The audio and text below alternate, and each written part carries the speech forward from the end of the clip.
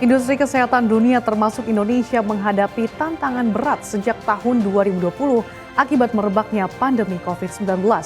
Di masa penuh tekanan akibat meledaknya jumlah pasien COVID-19 dan non-COVID-19, industri kesehatan dalam negeri terus memutar otak agar layanannya semakin efisien. Lalu bagaimana industri kesehatan berinovasi di tengah pemulihan ekonomi pasca pandemi COVID-19? Dan bagaimana industri kesehatan menyelaraskan bisnisnya dengan teknologi informasi? Halo, Anda menyaksikan Road to CNBC Indonesia Awards dalam kategori The Best Healthcare Companies 2022 bersama saya, Andi Shalini.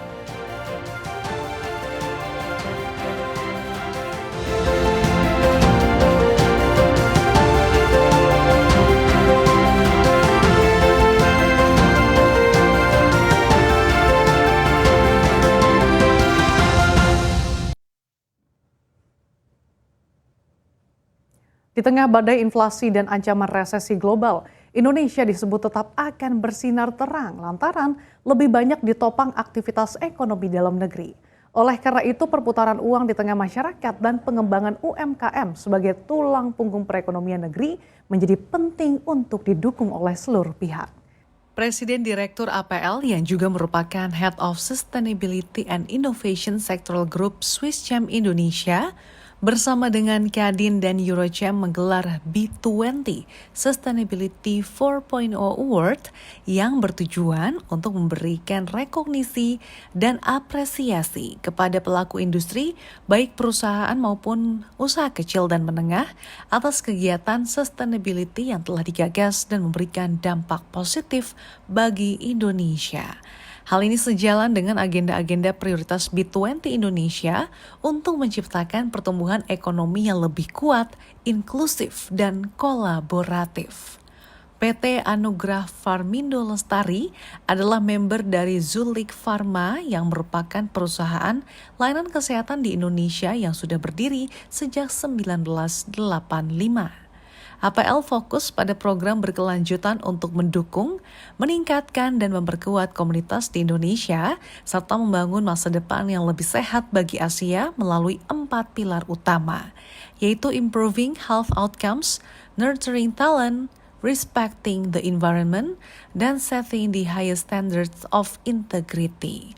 Dalam operasional bisnisnya, APL berkomitmen untuk memastikan integritas dari rantai pasokan melalui keaslian produk, penjualan dan pemasaran yang bertanggung jawab, serta privasi dan keamanan data yang terjaga. Lantas bagaimana transformasi solusi digital industri kesehatan dan apa saja tantangan yang dihadapi di tengah pemulihan ekonomi tanah air, serta bagaimana prospek bisnis di sektor kesehatan di tanah air? Untuk mengulasnya, sudah bersama kami di studio Presiden Direktur PT Anugerah Pharmindo Lestari, Christophe Piganiol. Hello, Christophe, how are you doing? Very good, thank you. So glad to have you on our show today. Thank you for having me. Yeah, to kick off, let's talk about APL's core business. As we know that APL is known as a healthcare services company. Can you explain to us what's APL's core business? Who are APL's clients and customers? How wide is APL's business reach? Well, it's a long question, but very simply, what we do is we help companies commercialize their products in Indonesia, and we distribute them all across the country. So our customers are pharmacies, our hospitals, our clinics that we send these products to, or we commercialize. The people we talk to could be doctors, could be clinicians, could be nurses.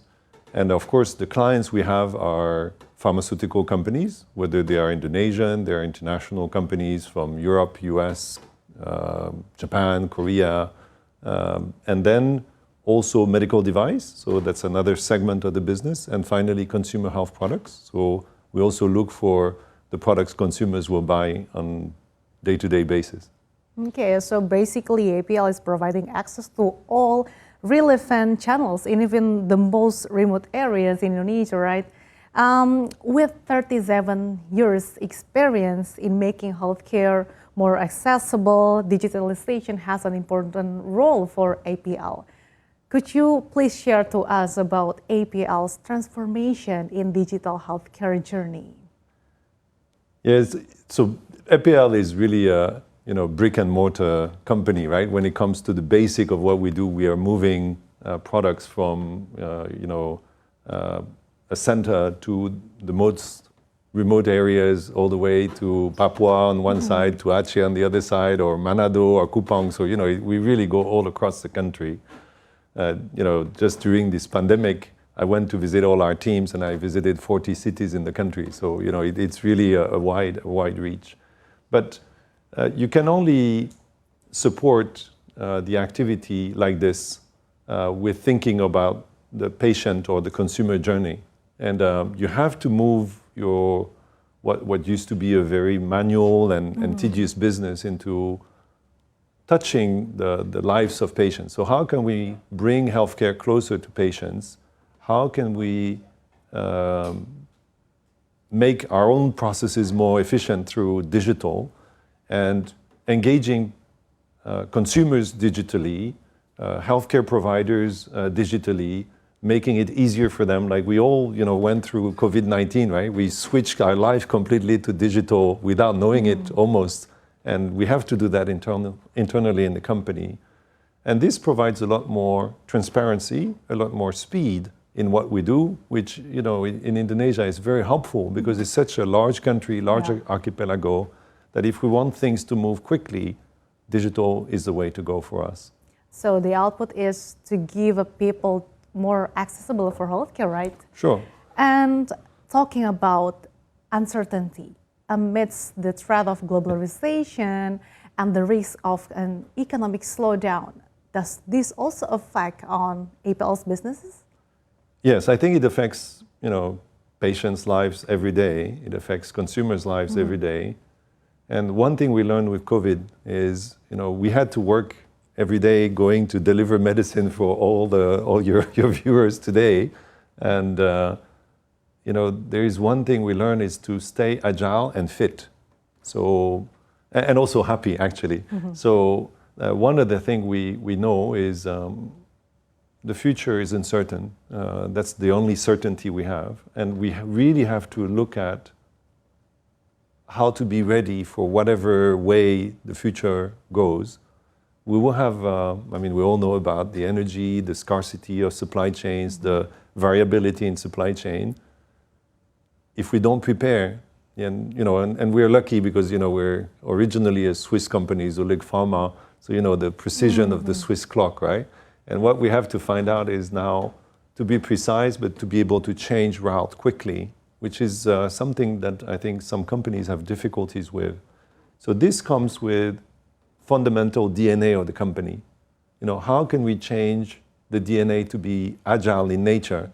And we have worked on that for the last 4 years with something we call JJSS. Jelas, jujur, saling mendukung, saling menghargai. Okay, perfect. And we have done in our company a very interesting work to make sure that everyone, depending whether, whatever origin you are from Indonesia, when we come to the company, we become JJSS. Okay, well, Christophe, we will continue our discussion after this commercial break, so stay with us. Thank you. Dan pemirsa, jangan kemana-mana karena dialog Road to CNBC Indonesia Awards The Best Healthcare Companies akan kami lanjutkan usai jeda. Jangan kemana-mana, tetaplah bersama kami.